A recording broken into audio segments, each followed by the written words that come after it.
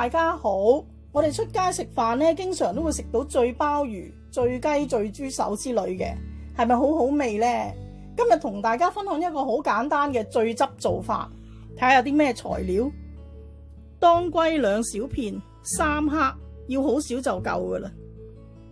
杞子5克，花椒都係好少就夠噶啦，1.5克。月桂葉2片，八角1粒，冰糖2小塊，20克，薑20克，蔥白15克，玫瑰露酒我哋要1湯匙，花雕酒啦，又叫紹酒，我哋要5湯匙。如果中意酒味濃郁咧，可以落多啲嘅。清雞湯250毫升，我哋先用小火炒呢個花椒同八角先。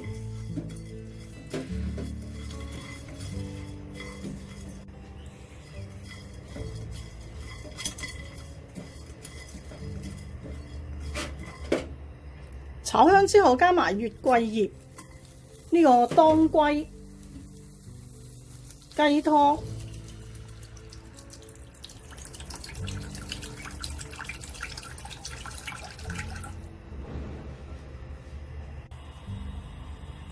薑同埋蔥白，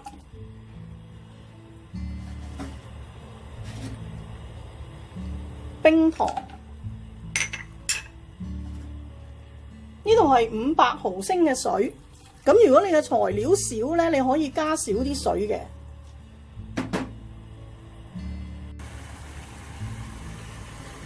滾咗之後轉小火煮佢5分鐘。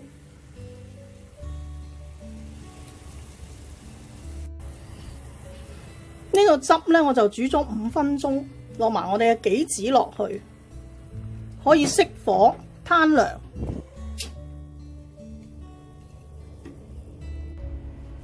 呢個汁呢，我就已經攤涼咗，我哋隔一隔個渣。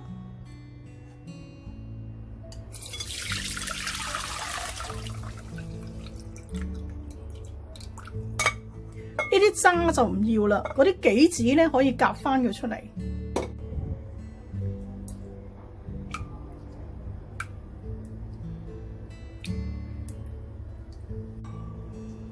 加1湯匙嘅玫瑰露酒，5個湯匙嘅紹酒，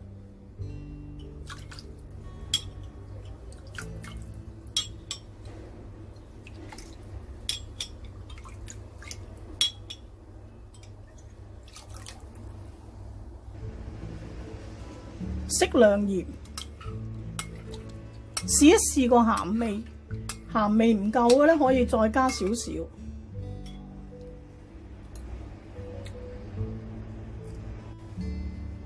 呢個醉汁咧就已經做好，咁可以醃醉雞啊、醉鮑魚啊、醉蝦啊、醉豬手啊咁樣。醃完之後咧，呢個汁可以擺雪櫃放4至5日。